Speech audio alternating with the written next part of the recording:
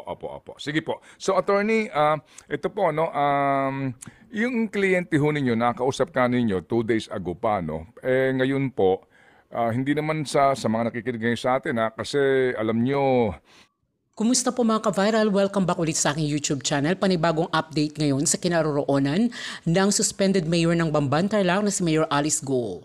Isang malaking palaisipan sa ngayon sa taumbayan ang kinaroroonan ng suspended mayor na si Alice Go na nahaharap sa patong-patong na reklamo kaugnay sa Pogo at sa kanyang pagkatao.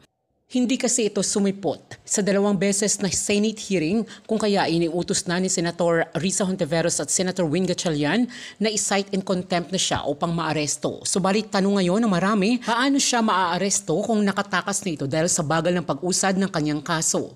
Base sa latest interview ni Ted Filon at Deji Chacha sa abogado nito na si Attorney Stephen David na huling nakausap nito sa phone noong nagdaang Miyerkules pa, July 10, ang kanyang kliyente na suspended mayor ng Bamban na si Mayor Alice Go. Dahilan nito kung bakit hindi siya dumalo sa hearing dahil sa mental and psychological health niya na labis na naapektuhan dahil sa stress at trauma. Na pinagdudahan naman ng taumbayan dahil mukhang tinatakpan ng abogado nito ang kanyang kliyente.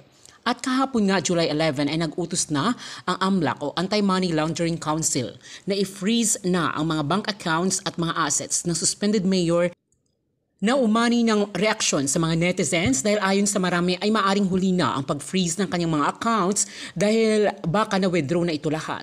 Ayon sa mga netizens ngayon, wala nang laman yon. Napakabagal kumilos ng Pilipinas. Sabi ng isa, ang tanong saan si Mayora kung di mahanap held accountable yung lawyer.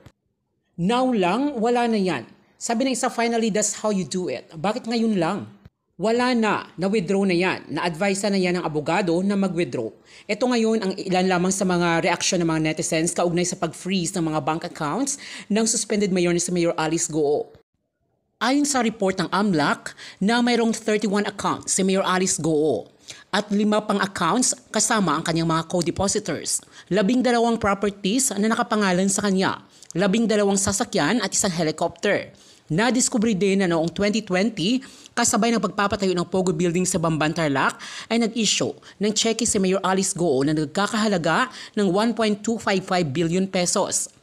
Nang hinga ng mensahe si Attorney Stephen David tungkol dito, ay nagulat di umano siya at bakit pinapublic ang sensitibong data ng kliyente niya dahil meron umano tayong Data Privacy Act na nagbabawal ihayag ang sensitibong data sa publiko. Aniya, sino ang nag-leak nito sa publiko? Sa ngayon ay balak nitong makipag-ugnayan sa Court of Appeals kaugnay sa kaso ni Go. Nadismaya di umano sila sa nangyari.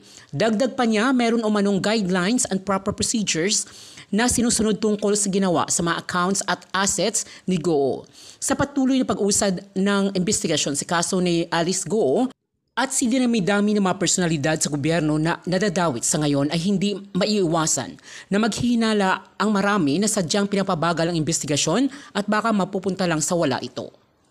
Si Attorney Stephen David, ang abogado po ni Mayor Alice Go, kasi abay ngayon, nalantad sa mga balita ang binabanggit mong paglabas nga ng desisyon daw po ng Court of Appeals na pinapayagan yung freezing of accounts nito pong si Mayor Alice Go. As a matter of fact, lantad ngayon itong mga dokumento mismo, no? At gusto ko munang kunan po dito ng panig ang kampo po ni Mayor at ilang pa mga importanteng usapin tungkol pa rin po mga kapatid dito po ngayon sa kinakaharap ng kanyang kliyente. Attorney Stephen, salamat sa pagising ng maaga. Inyo na hubang nabasa itong order na binabanggit daw po na pinagbigyan nga ng CA yung freezing of assets ng iyong kliyente? Manong Ted, good morning, DJ Tacha. Hindi ko pa nababasa yung report na yan. Ang nag-publish ba ang Court of Appeals? Parang hindi naman nagpa-publish ang Court of Appeals ng kanilang mga decisions o ibang tao. Attorney, ito ho, sabi ko nga kanina dito, off the air, sa pagkakaintindi ko po, meron kasing panuntunan, di ba? Opo, ang anti-money laundering law na hindi ito sinasa publiko, right? Opo. Correct ka dyan, Manong Ted. Certain kasi, ganito yan eh. Okay, go ahead. Ang mga AMLA report, ano ba interest ng public para i-ano yan? Kasi kung wala namang, kasi ine-endanger mo yung mga tao. In fact, ang ginagawa ng ganyan, dinidiscourage mo yung mga investors na maglagay sa bangko at mag-invest. Kaya babagsak ang economy natin pag ganyan.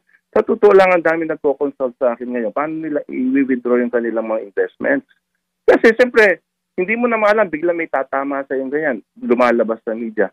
Kasi ang AMLA report, covered yan ng data privacy eh. Yung mga breach niyan, pwedeng masubject sa criminal tsaka civil sanctions ng mga gumagawa niyan. Well, of course, mayroong mga exemptions dyan. Pero kailangan yung mga sensitive data, hindi sa publiko. Ano ba intention nila para gawin niya? Para takutin yung mga tao? Babagsak ang ekonomiya natin pag ganyan ang ginagawa nila. Okay, attorney, ito ho, no? Ilalatag ko lang ito, attorney, ha, para lang humaintindihan po ng ating mga kababayan. Kasi alam niyo na, no, sa mga panahong ito, ang social media, wala tayong control. Kasi nga po, hindi ho ba, ang standard procedure po dito, attorney, na kapag may pending case ka at inimbestigahan ka ng AMLAC, no? And then meron silang mga petisyon, no, sa Court of Appeals para nga dito sa pag-freeze ng mga assets mo, hindi ito isa sa publiko. Kasi nga, baka eventually, mapawalang sala yung tao, di ba, attorney? Ano, Correct na dyan. Tsaka yung security niya. Paano yung masasamang loob? Sabihin, ay, yaman pala niya, etc. Anyway, pero, attorney, ito po'y nasa dyaryo na ngayon eh. Opo, at ito ho ngayon, meron pa hong dokumento ngayon na summary, ng ikaw nga magbasa, malabo mata ko kasi. Yes dito po. may summary nga dito, no? Mismo meron. kung ilang bank accounts ito, pati yung pong cheque na in-issue sa pagbabayad sa building, magkano? Eto, sige, attorney, base po dito sa report, merong frozen accounts under Mayor Alice Go. 31 frozen accounts po, meron ding 5, kasama po yung kanyang mga co-depositor. Merong 12 properties under Mayor Alice Go's name. May 12 sasakyan at isang helicopter po kasama rin sa mga frozen assets nga na inilabas nga po nitong Court of Appeals. At yung cheque na 1 billion. Yes po, nalaman daw po ng mga investigador na nag-issue ng cheque itong si Mayor Alice Guo noong 2020 na may halagang 1.255 billion pesos. Same year po yan noong itinatayo ito pong building dyan sa Bamban, Tarlac. Opo. Reaction po, please. Well, una-una, ang hirap mag-react niya sa... Hindi ko kasi nako-confront pa yan. Una-una, wala pa kami discussion ng client about that. Ngayon wala pa nga 1 minute kung na encounter. Pero, ang masasabi ko lang, yung mga ganyan mga information, hindi yan dapat napapublic eh.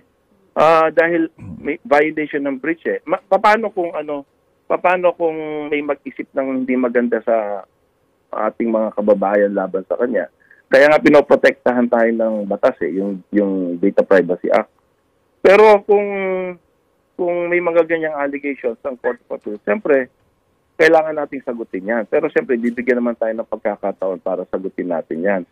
Sa ngayon, hindi ko masasagot kasi wala akong hawak ng mga dokumento kahit ano eh. Okay. Opo, naintindihan po namin, attorney. Kailan niyo po ulit nakausap po ang inyo pong kliyente, attorney?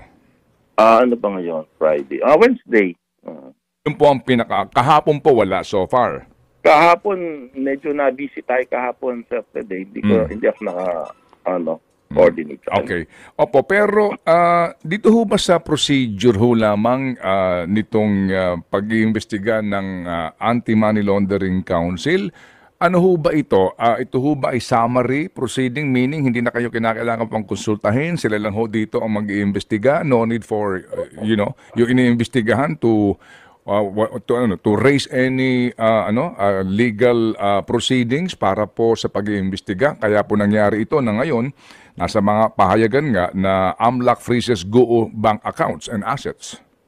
Well, meron namang karapatan ng AMLA na mag-issue ng mga APO, Asset Protection Order. Pwede naman nilang gawin yan. Kaya lang, yung pagdating na sa Court of Appeals, siyempre sasagot kami, papadalhan na kami ng notice, kopya para masagot natin at saka pagkakataong sagutin yan. Pero hindi ang media ang magpapadala sa atin yung sinasabi nyo, Sir Ted, na nagkaroon na ng mga publications. Kasi bawal yan. Wala namang interest ang public yan eh. Bakit kailangang ipaalam mo sa public? Wala namang interest ang public yan kasi ewan ko kung sino ang leak niya from the Ito Court po, of Appeal. In a statement, the AMLAC said the Court of Appeals has approved the Council's petition for the issuance of the order effectively freezing the assets of the persons and entities allegedly involved in human trafficking, money laundering, and illicit POGO activities. So, sir, ito ho, sa mga pahayag na ngayon, AMLAC mismo ang sinasabing source umano. Pero sir, doon po sa usapin ng ano ba interest ng publiko, hindi kaya na hinihiwalay ang isyong ito kapag ikay private person at isang elected public official? Wala namang pagkakaiba yan, Sir Ted. Kahit public ka, kahit private ka, protektado tayo ng data privacy. Meron lang exemptions, may guidelines tayo dyan. May court order ba yan na nilabas nila? May guidelines dyan. Kung public officials ka, mas lenient ang mga exemptions niya. Pero hindi basta-basta ka pwede naglalabas ng information sa public kasi walang interest ang public yan. Ngayon, kung pag-declare lang na prinis ng AMLA yung kanilang asset, wala namang problema yan. Pero kung bakit naman pati details, yung mga sensitive details, nilagay sa report, yun talaga, violation yan. Hindi ko maintindihan ano ba logic yan unless gusto mo magkaroon ng publicity trial. Baka naman kasi naniniwala sila na malabo itong kaso na to, kaya gusto nila hihingi ng tulong ng publics para sa trial na to. Kaya, yun lang nakikita ko reason that kailangan mo i-aware ang public sa mga data privacy na yan. Wala na ibang-iba kasi kung nasa court na yan, hindi dapat tahimik na tayo kasi ako, confident ako, malakas ang kaso ko, hindi na ako hihingi ng saklolo sa public na, unless gusto mo lang iba ang motive mo, di ba? Baka gusto mo tumakbo sa election, sikat ka, hindi natin masasabi, pero bawal yan. Yan ang masasabi ko. Hindi porke government. At saka sabi mo nga, Terted, may iba pa eh. May iba pang investor o ano. Ito sigurado hindi naman ano yun, government Sige officials. po. So, to move forward, what is your plan today, sir, concerning ito pong balitang ito? Well, una ko, syempre, makikipag-coordinate ako sa client about this thing. Dahil bulag ako dito, hindi ko alam to. Anyway, makikipag-coordinate ako. Tsaka kung mag-antay ako ng, much as well, maging proactive na lang, hingi ako ng kopya sa Court of Appeals kung bibigyan tayo para naman magka-idea tayo. Okay, opo. Sige po. Opo. Pero sir doon po diyan po ang inyong opinion nga, no? Kung bakit ba, ano ba ang pakialam ng taong bayan dito? Itong ating mga viewers ngayon nagre-react. Ano yan public official yan. Tapos meron siyang mga sinasabing, alam niyo na, yung mga aligasyon sa kanya, kaya po daw dapat itong malantad. Yun po lamang, pero may guidelines yan. May court order ba yun para ilabas nila yung mga. Tsaka, dapat nire-redact nila certain information. Hindi yan blatant blanket authority na porque government. Kawawa naman mga government officials natin, pwede mo palang iganyanin. Hindi pwede yun. Citizen pa rin yan ng Republika. Protected pa rin tayo ng batas. Kahit ano ang sitwasyon mo. Pero ang masasabi ko lang dyan, dapat bilang isang responsible government officials, dapat mag-ingat tayo sa ganyan kasi we are driving out investors. Sino ang mag-i-invest sa ganitong klaseng sistema sa Pilipinas kung alam mong anytime gaganyanin ka ng gobyerno? Sa totoo lang, certain, ang dami nagtatanong sa atin, ano gagawin namin? Mag-withdraw na ba kami ng mga accounts namin? Mag-withdraw na ba kami ng mga investors? Hindi ka ba nagtataka tumataas ang dollar natin? Yung bang, yung bang nagtatanong sa inyo, mga pogo din? Hindi naman, mga kliyente natin, marami. Matagal na tayo sa practice. Of course, we understand. Matagal na tayo sa practice, 30 years na tayo. Marami nang susunod pa sa atin. Opo. Sige po. So, attorney, ito po, yung kliyente ho ninyo, nakausap ka ninyo 2 days ago pa, ngayon po, hindi naman sa mga nakikinig ngayon sa atin, kasi alam nyo, kung ang sinasabi ni Mayor, psychologically, di ba, meron na siyang bagahe, at binabanggit din niya na under talagang stress siya.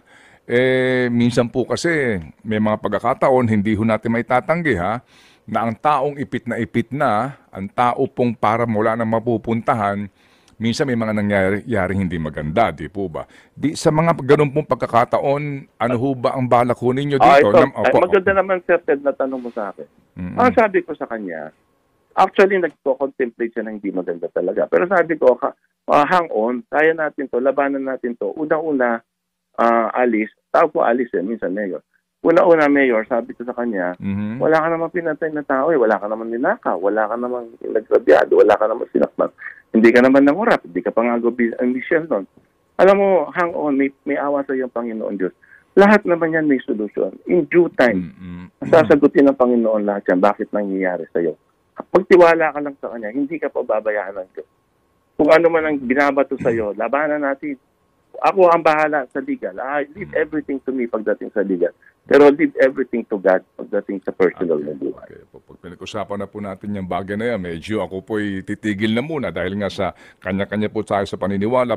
Yung po lamang ang sa akin, ngayon ho ba, kakausapin niyo ho ba, pupuntahan niyo si Mayor? Kasi yun lang po ang ating masiguro ho dito, that the mayor, suspended mayor, will be available kung sakasakali po na magkaroon nga dito ng mga pagdinig, di ba? Yun lang po ang sa atin dito. At ako Oo naman, dapat naman kasi ako siyempre sa legal process tayo.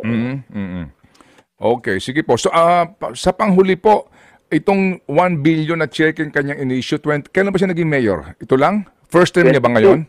22. Opo, first term niya po ito, no? Opo, kasi lumalabas na itong check na kanya na issue ay before siya maging mayor ng Bamban. O sige po, makikibalita po kami kung sakasakali na inyo po makakausap po inyong kliyente. Kaya po ako nagtanong sa usapin na iyon kasi may nangyari na yan sa Senado dati. Yun lang po ang akin. Hindi ko alam yung nangyari sa Senado. Ano ba yun? Hindi. Ayoko na magbanggit po at baka yung mga sugat. Meron pong isang naharap dyan sa investigasyon din at kinalaunan, tinapos ang buhay niya. Yun lang po sa akin. Wawa naman. I mean, with all due respect sa mga, alam niyo yun. Alam mo, Sir Ted, ang engagement ko sa kanya about lang sa participation na Pogo. Dahil yun lang naman na issue. Pero sa tindi ng mga nagiging problema, dahil lumalabas, actually, hindi ko naman kasama yun sa mga engagement ko. Kaya lang, hindi ko siya maiwanan. Kasi tao yan nangangailangan na to. Hindi tayo iiwan sa kanya sa ere kung kailan niya tayo kailangan. Opo, yun lang po sa akin lang. Masiguro lang po yung kanyang mental well-being, di ba? Opo, para harapin ang lahat ng ito. Oo, kasi mahirap na po kapag, yun lang ang sa akin dito. Kaya, when we deal with this kind of issue, sometimes hindi, importante yung compassion mo pa rin, no? Na hindi nawawala. Kasi baka may mangyaring hindi maganda, alam nyo, at magkasisihan, di ba, eventually. Yan po ang sinasabi. Opo. Okay, yun lang po sa atin. Okay? Alam mo, Sir Ted, ma-share ko lang Ewan ko kung, wag na lang kasi may privileged lawyer. Wag na lang. Pero masyadong touching yung mga sinasabi sa Opo. Sige po. Salamat po na marami, attorney, ha? Opo. Okay, boss. Opo. Thank you. Salamat na marami. Ted Filon at DJ Chacha. Ngayon, nasa Radyo 5, 92.3 News FM. Monday to Friday, 6 to 10 a.m.